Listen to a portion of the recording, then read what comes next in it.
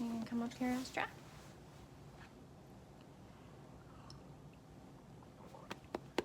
You want to come up? You're a pretty girl. Yeah, you're a good girl. You are a pretty girl. Did you know that? Did you know that? You are a pretty girl.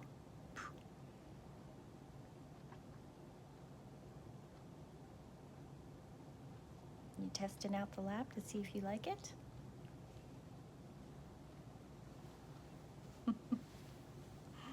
Good morning, everybody.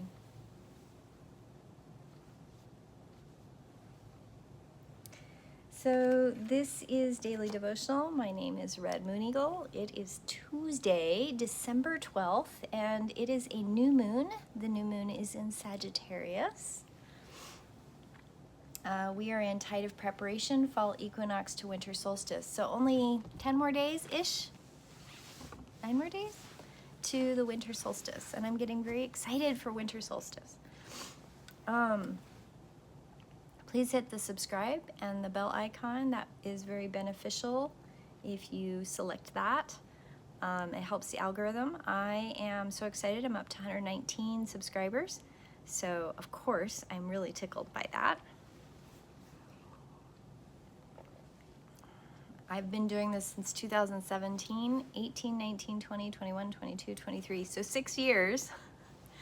And I'm up to 119 subscribers, yay! Those of you who stuck along with this long, you are amazing and rock stars. Like, really, I can't say that enough. And I thank you from the sincerest, deepest part of my heart for sticking it out and enjoying the journey with me and doing daily devotionals.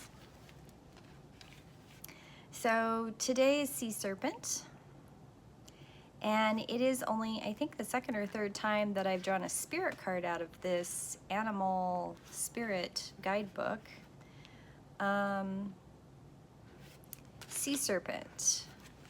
Healing emotional wounds, expressing desires. The sea serpent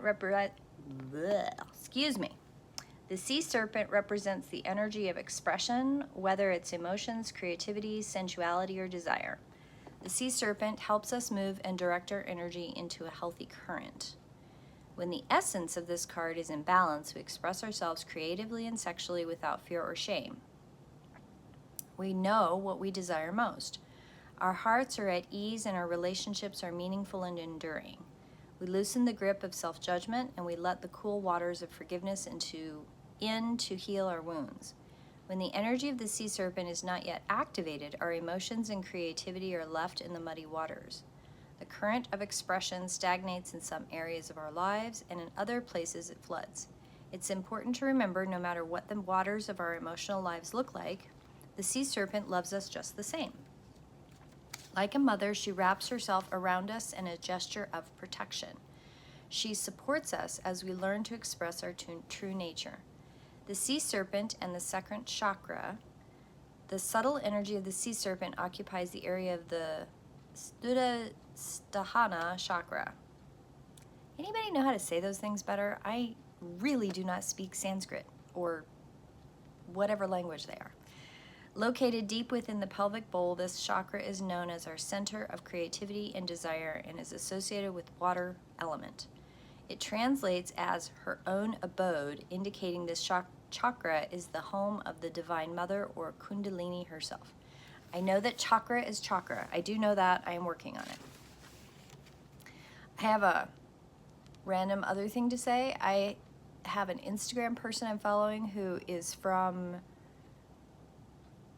I think she's from India, and she's been saying the words, and she has a whole thing on chakra. So I'm learning. I am learning. Okay. Healing emotional wounds, expressing desires.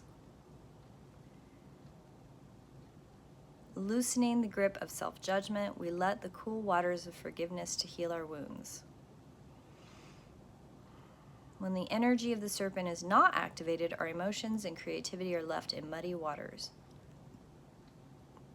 The current stagnates, in other places it floods. It's important to remember, no matter what the waters of our emotional lives look like, the sea serpent loves us just the same. Represents the energy of expression. I really like that. Healing emotional wounds and expressing desires. That's a really powerful card. I like that. Okay.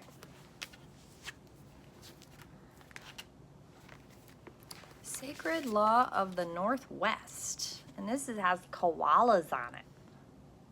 I have a deep abiding love for koalas. The soul recognizes the choices that will facilitate alignment with its authentic path and the spiritual dimensions from which it originates. Such integrity is not externally motivated, but internally driven. At a certain stage on the path, the soul will no longer rely on societal beliefs as the best barometer for conduct and will cultivate a more mature, spiritually aligned inner code that resonates with its particular understanding of sacred law. To find your way through any matter of concern, take your time to reflect upon your choices until you sense that which resonates with your heart. Many blessings, as yet unseen, will flow as you remain in alignment with your soul's inner code. In our divine feminine shamanic medicine mandala, Northwest is the place of sacred law. We might also call this natural universal spiritual law. The laws of the universe provide equitable cosmic governance for all beings. Spiritual law applies regardless of one's opinion, belief system, or cultural or religious upbringing, and the evolving spiritual integrity of the soul aligns naturally with its principles. Sacred law is egalitarian. It is just and equitable at play always, although from the human perspective it may not always appear that way. It is not often possible to perceive the overall scheme of cosmic checks and balances and how or when they manifest on each soul's path. Fairness and justice exist innately within the spiritual dimension nonetheless, and the eye within the universal divine heart sees all. Although the workings of higher law cannot often be fathomed, they are trustworthy, even when the law requires the soul to grow through periods of limitation or testing to build capacity for certain tasks and hollow out sufficient internal spaciousness within the miraculous grace can then manifest. Koala medicine is complex. The adorable arboreal dwelling marsupial is a totem for resurrection and renewal, as well as the custodian of sacred law. The primary diet of koalas is the eucalyptus leaves. These leaves contain toxic chemicals which create an increased need for rest to digest. Koalas will sleep for around 20 hours a day. When processing complex, difficult, or toxic experiences, koala encourages the wise approach of slow and steady to thoroughly digest the challenge and become able to withdraw and benefit and release the reminder. Oh, I love that.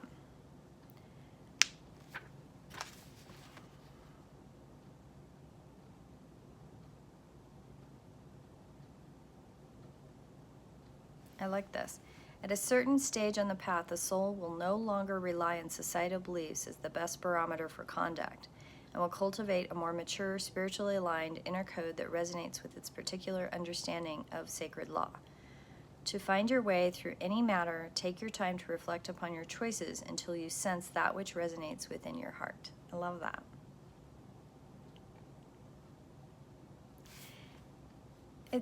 This one's a deep day.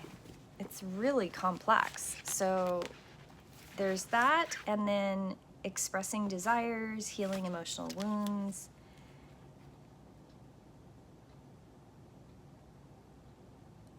So when I pulled the koala card first, one of the first things I went was, oh, I love the koala. And then the second thing bubbled up. And the second thing bubbled up was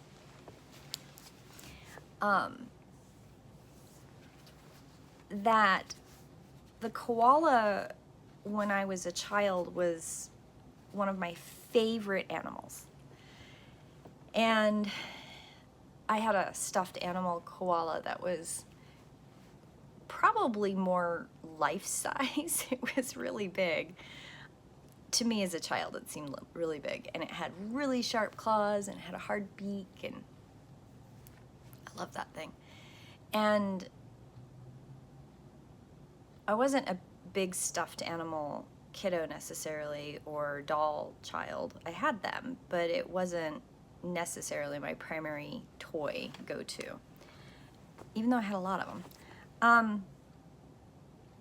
But this one was really special. And one of the things that I think Sea Serpent and Sacred Law of Northwest is really bubbling up for me is the message of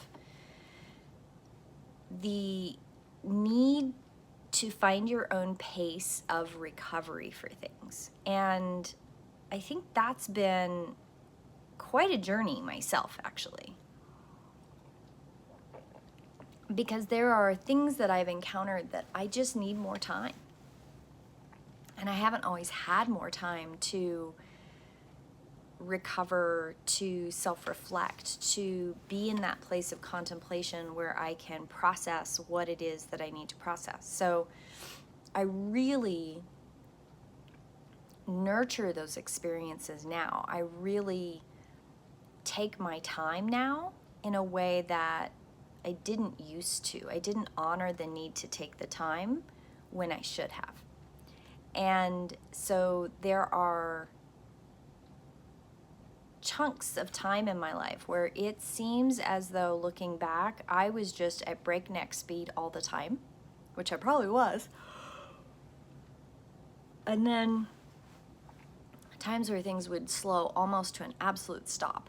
My body would force me to stop. Events in my life would force me to take the time I needed to integrate or learn something or integrate something new or go through a transformation process.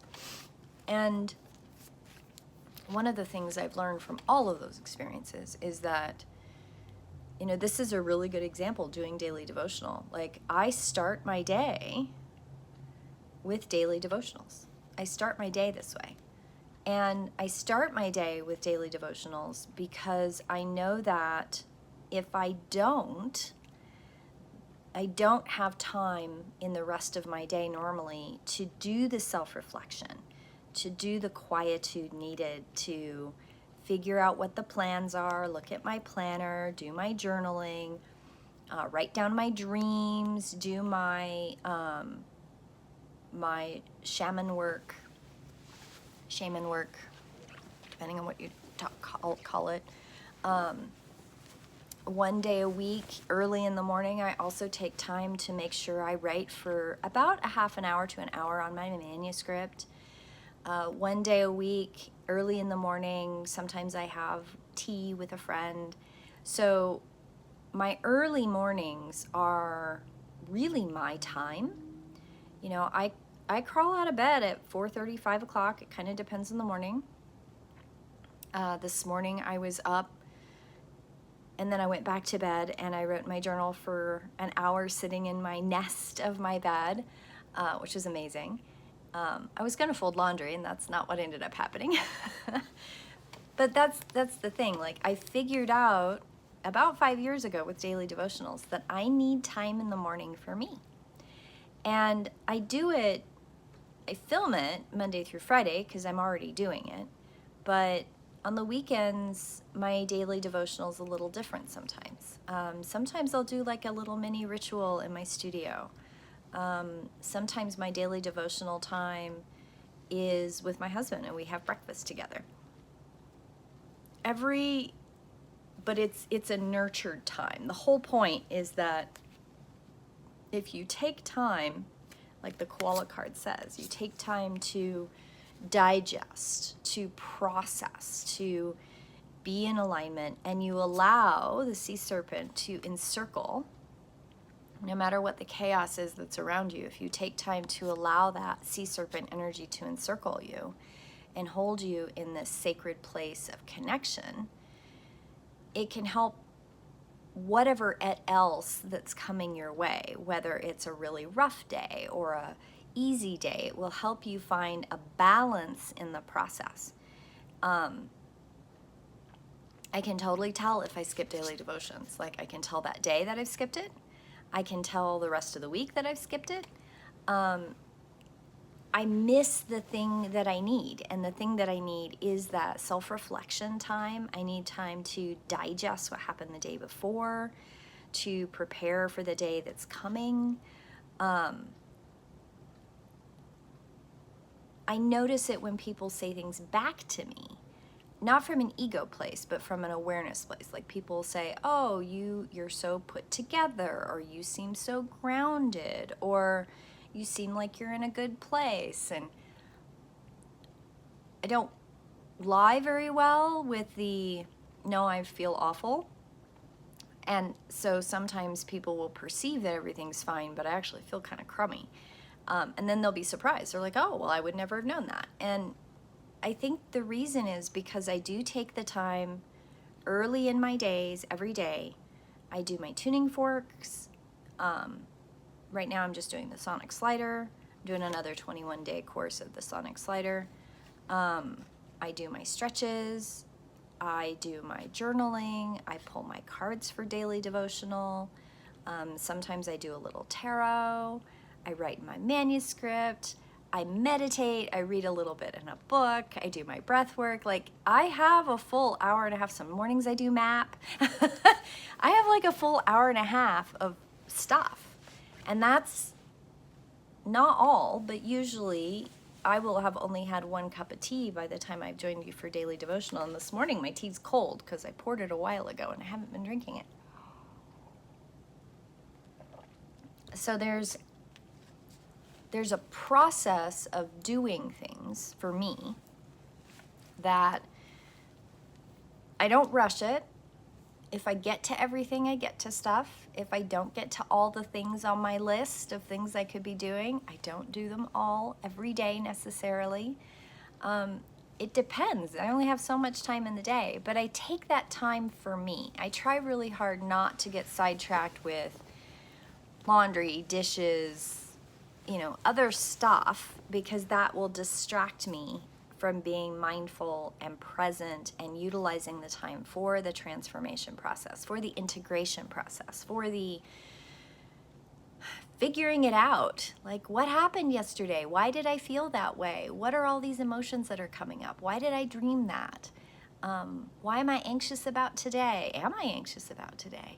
All those things require some time to integrate and to process. And if I get sidetracked on household chores, or if I get sidetracked on a project, then I'm not actually doing the work.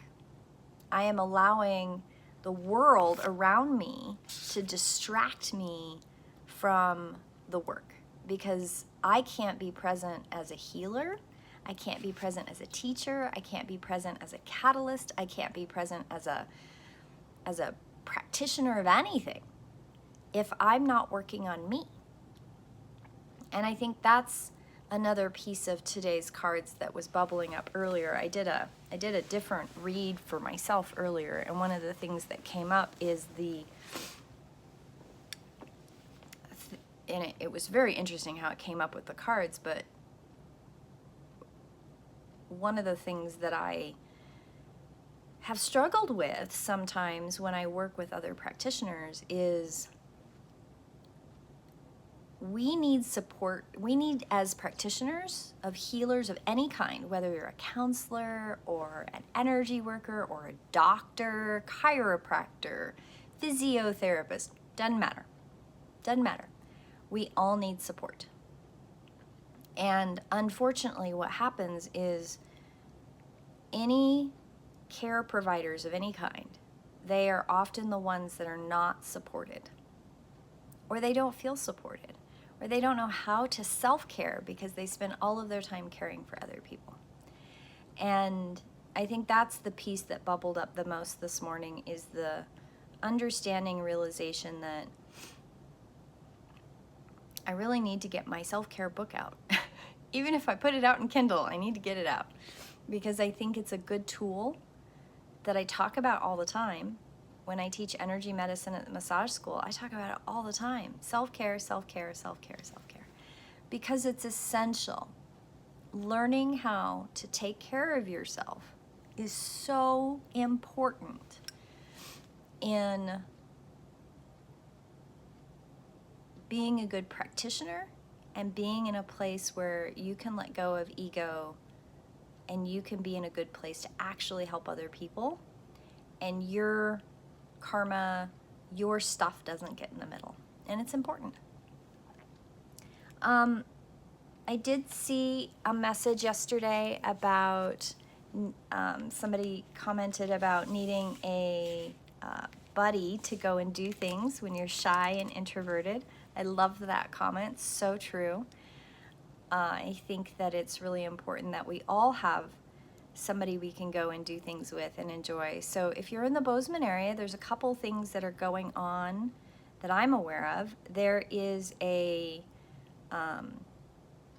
women's group that's posted through the Bozeman Spiritual Society, I believe, and it's on Tuesday mornings at 10 a.m. And then there is a women's night tonight through Molly Whalen. She's a synergy coach, and I think she's doing an end of the year kind of women's circle of radiance or something. I can't remember what it's called. So those are two things that are happening. And then if you are interested in, and you're in this area, there is a Body of 9 identification on Saturday the 16th of December at 10 a.m. at the Belgrade Senior Center. Bring anybody who you'd like to have identified. It is an open identification, but you do need to go onto the Body of 9 website and register. I believe that the fee is still $25, so it's not very expensive. It's very inexpensive right now. I know that all the pricing is going to change next year, so this year, if you have a chance, please get out and bring your friends and get identified. There are a limited amount of slots, so you do have to pre-register. Anyway, I really enjoy talking about this today. This is pretty impactful. It's kind of a heavy message today, but anyway,